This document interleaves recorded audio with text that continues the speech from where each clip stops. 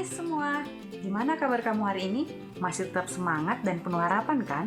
Semoga pandemik ini benar-benar memberi pelajaran yang banyak untuk kita semua ya, baik yang muda maupun yang sudah senior. Yang generasi mager mana suaranya nih? Jangan sampai kamu jadi jauh dari iman kekristenanmu karena malas berdoa dan beribadah ya. Nah, untuk menikmati kemageranmu, mendingan kamu investasikan waktumu dengan nonton 5 film rohani yang paling aku rekomendasiin buat kamu dari bejibun film rohani yang syarat motivasi dan nilai kehidupan di luar sana. Yuk, langsung ke film nomor 5, Overcomer. Film ini menceritakan seorang pelatih basket sekolah bernama John yang kehilangan anggota timnya satu persatu akibat penutupan pabrik terbesar di kota itu. Kemudian, dia berubah profesi menjadi seorang pelatih klub dari lintas alam yang tidak dia sukai.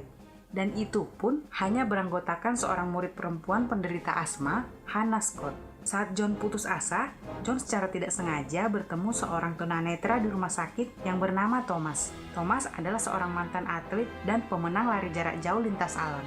Mendengar pergumulan John, Thomas kemudian bertanya, "Siapakah kamu?"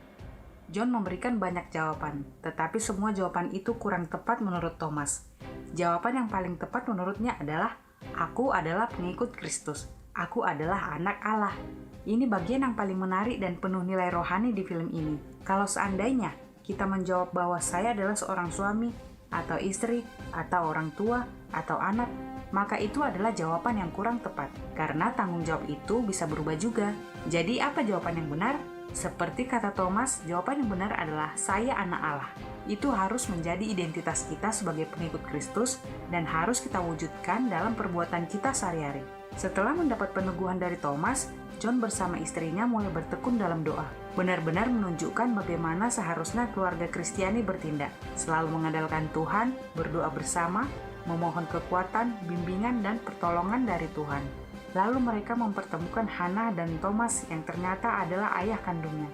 Thomas melatih langsung Hannah saat pertandingan. Di sini kita merasakan dramatisasi dari semangat yang diberikan oleh seorang pemenang kepada putrinya. Hannah akhirnya berhasil memenangkan perlombaan lari jarak jauh lintas alam seperti ayahnya. Bukan cuma memenangkan perlombaan, tetapi semua pemain utama di film ini berhasil memenangkan pertarungan mereka akan identitas diri sebagai seorang Kristen. Urutan keempat. Nah, kalau film ini genrenya fantasi dan komedi. Cocok banget kalau kamu nonton bareng-bareng sama keluarga. Ceritanya tentang seorang anggota Kongres bernama Evan Baxter yang terpilih dengan slogannya Change the World alias mengubah dunia. Di saat hidupnya bahagia bersama keluarganya di rumah baru yang mewah, tiba-tiba Tuhan muncul dan menyuruhnya membangun sebuah bahtera.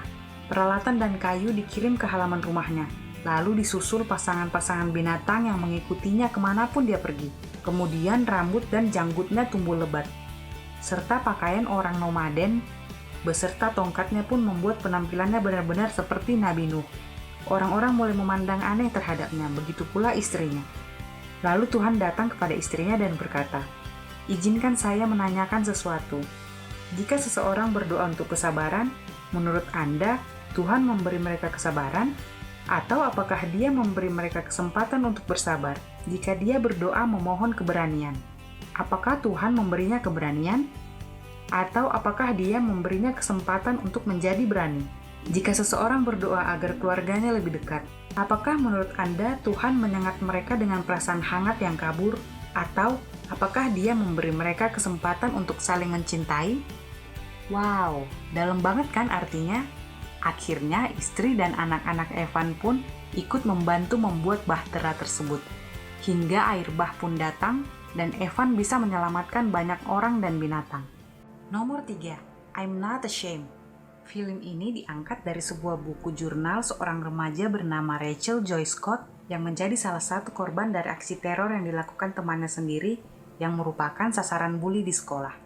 Ini film diangkat dari kisah nyata loh. Rachel adalah anak periang yang harus mengalami pergumulan karena perceraian orang tuanya.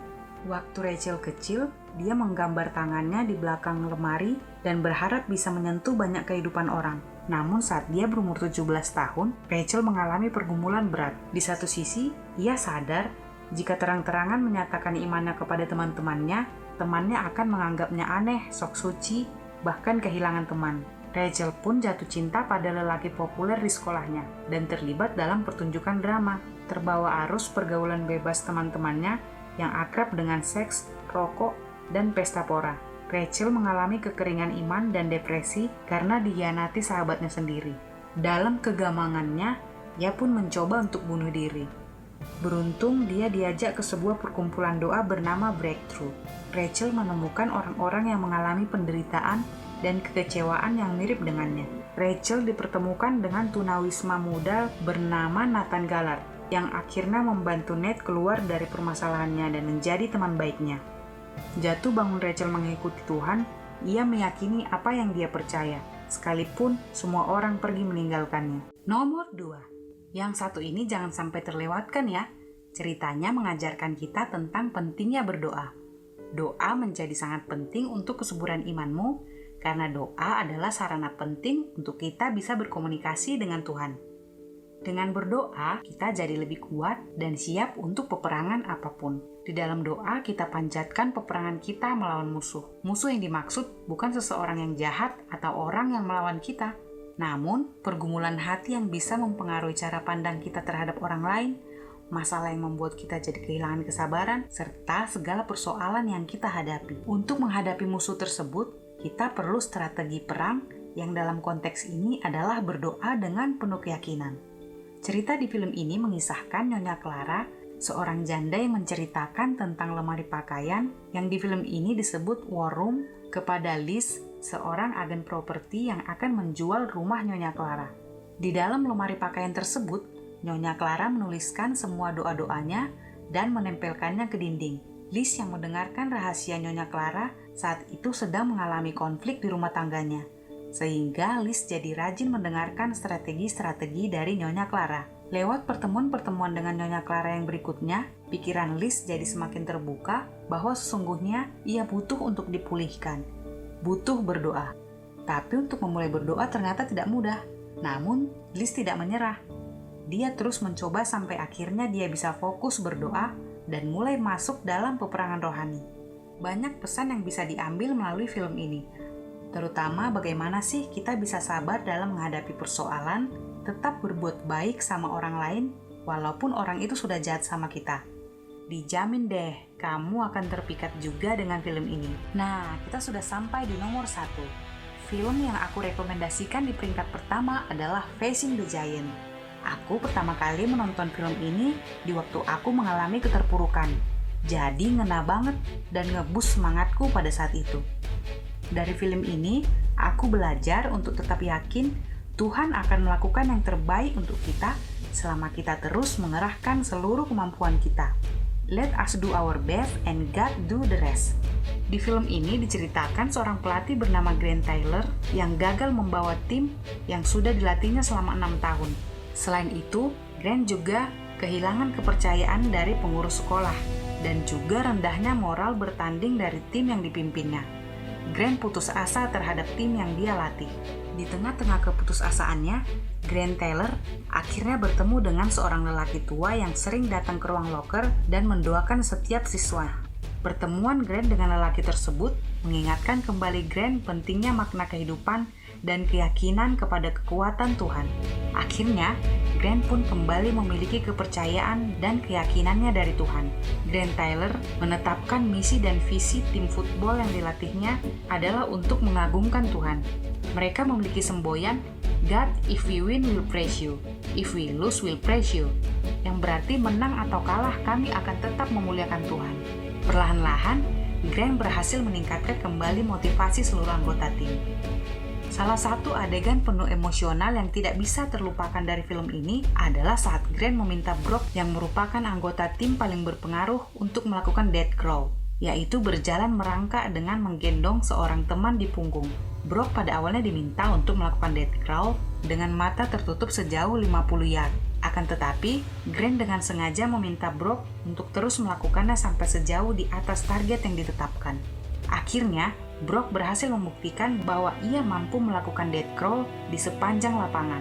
Pada adegan ini terlihat bahwa Grant berhasil menunjukkan kepada timnya bahwa mereka memiliki potensi yang jauh lebih besar dari yang mereka bayangkan. Nah, itu dia 5 rekomendasi film rohani Kristen yang wajib kamu tonton. Bagus-bagus kan filmnya? Daripada magermu tidak bermanfaat, mending kamu nonton film tadi bersama keluarga kamu, supaya kamu diingatkan kembali kepada imanmu. Oh iya, jangan lupa like dan subscribe, serta tulis komentarmu tentang film rohani apa yang paling kamu suka ya. Selamat terharu dan termotivasi kembali. Happy watching!